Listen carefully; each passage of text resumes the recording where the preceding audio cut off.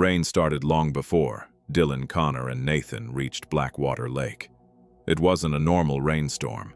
The sky had been dark since noon, and the deeper they drove into the forest, the worse the weather became. Water pounded against the windshield, while thick fog drifted between the trees. Dylan smiled as he drove. "Best weekend ever." Connor shook his head. "You're literally saying that, while driving through a storm into the middle of nowhere." Nathan sat silently in the back seat. He was staring out the window. The forest felt wrong. The trees were so dense that sunlight barely reached the ground. Everything beyond the road seemed swallowed by darkness.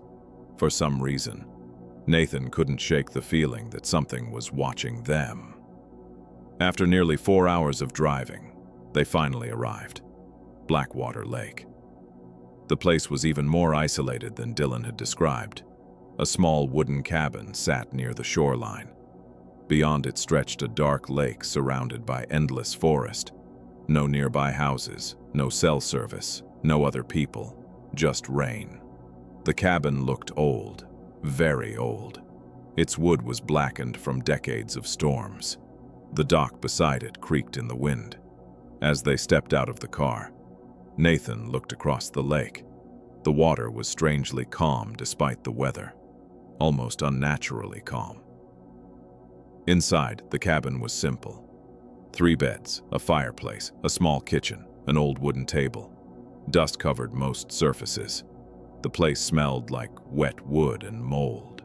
Still, it was better than sleeping outside. Dylan started a fire while Connor unpacked supplies. Within an hour, the cabin felt warm and comfortable. The storm raged outside while the 3 friends ate dinner and joked about old college memories. For a while, everything seemed normal. Around midnight, Nathan woke up. The fire had nearly burned out. The cabin was quiet. Connor snored softly from across the room. Dylan was asleep on the nearest bed.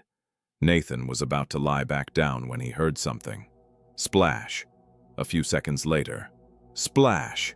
It sounded like someone walking through shallow water. Nathan sat up. The sound was coming from outside. Slowly, he approached the window. Rain covered the glass. At first, he couldn't see anything. Then lightning flashed across the sky. For a fraction of a second, the lake lit up, and Nathan saw someone standing on the dock.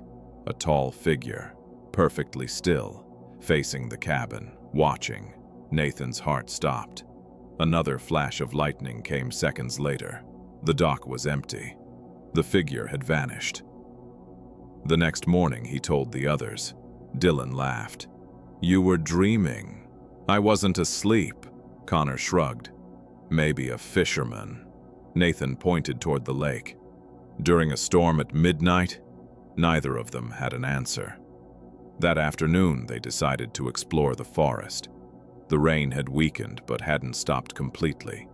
The deeper they walked, the stranger the woods felt.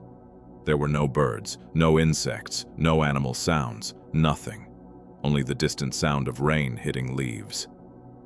Eventually, Connor noticed it too.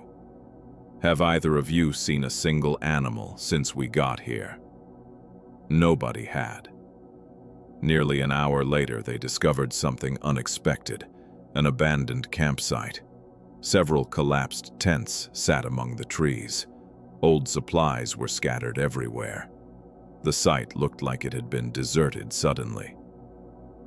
Nathan found a weathered notebook inside one of the tents. Most pages were ruined by moisture. Only the final entry remained readable. It contained a single sentence. "Don't let it see you after dark." The 3 friends exchanged uneasy looks. That evening, the rain returned.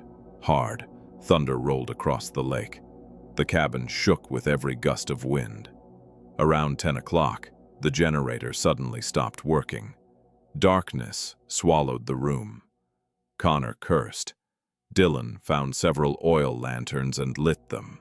The warm glow pushed back the darkness, but not by much.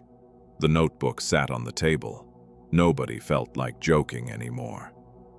At exactly 11:52 p.m., 3 knocks echoed through the cabin. Knock, knock, knock. Everyone froze. The cabin sat miles from civilization.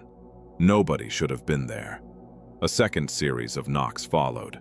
Slow, deliberate. Dylan stood up. Connor grabbed his arm.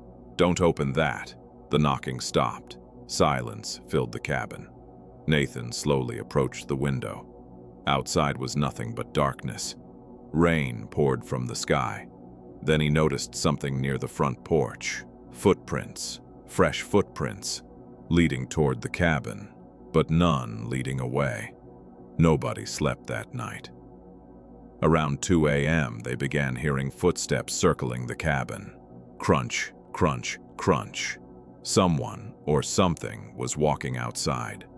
The footsteps completed one lap around the cabin, then another, for hours. Always moving, always circling, never leaving. When sunrise finally arrived, the sounds stopped. The footprints were gone. Every single one. Even the mud appeared untouched. For the first time, Dylan looked nervous. "We should leave." Nobody argued. They packed immediately. Connor climbed into the driver's seat. The engine wouldn't start. Again and again he tried. Nothing. The battery looked fine. The fuel tank was full. Yet the vehicle was completely dead. The nearest town was over 20 miles away. Walking through the storm wasn't possible. They had no choice but to stay one more night. That afternoon, Nathan discovered a trap door hidden beneath a rug. It led into a small basement. Using a flashlight, he descended the stairs. Dust covered everything. Old fishing gear lined the shelves. In one corner sat a wooden chest. Inside were newspaper clippings. Dozens of them. Missing persons, campers, hunters, fishermen. All disappeared near Blackwater Lake. Some articles were over 50 years old. None of the victims had ever been found. Nathan felt sick. That night the storm became violent. Rain slammed against the windows. Thunder rattled the walls. Then shortly after midnight they heard a voice outside. "Dylan!" The room instantly went silent. Dylan's face turned pale. The voice sounded exactly like his mother. Again. "Dylan!" Connor stood up. Then another voice came. "Connor!" It sounded identical to his younger brother. Nathan felt his stomach tighten. The voices kept changing. Friends, family members, loved ones, people they knew. All calling from outside the cabin, begging to be let inside. Then a window exploded. Glass shattered across the floor. The lantern flames flickered wildly. Cold wind rushed into the room. And standing beyond the broken window was a figure. Tall, thin, its arms hung unnaturally low. Its skin appeared pale gray. Water dripped from its body. Lightning flashed. For one horrifying second they saw its face. Its eyes reflected the lantern light. Its mouth stretched far wider than any human mouth should. Then darkness returned. The creature disappeared. The voices continued until sunrise. Sometimes crying, sometimes laughing, sometimes whispering directly beside the walls. The three friends sat together all night. None of them dared sleep. Morning finally came. And strangely, the storm had weakened. They rushed outside.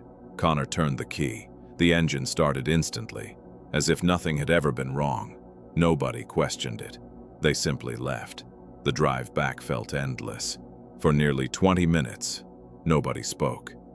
Then Nathan looked into the side mirror. His blood ran cold. Far behind them, standing in the middle of the road, was the same figure, watching, motionless. Rain fell around it. Yet somehow it seemed closer every time Nathan looked away. Eventually they reached the nearest town. Safe, alive, they agreed never to speak about Blackwater Lake again, and for years they didn't. 3 years later, Nathan received a package. There was no return address. Inside was the notebook from the abandoned campsite, the same notebook they had left behind in the cabin. His hands trembled. Slowly, he opened it. A new message had appeared on the final page. One sentence. "It saw you that night." Beneath it was tomorrow's date, and below that were 3 names: Dylan, Connor, Nathan. Nathan immediately reached for his phone. Neither friend answered. Outside his apartment window, rain began to fall. Softly at first, then harder, and somewhere beyond the darkness, he heard footsteps, getting closer. This story is entirely fictional and created for entertainment purposes. Any resemblance to actual persons, places, or events is purely coincidental.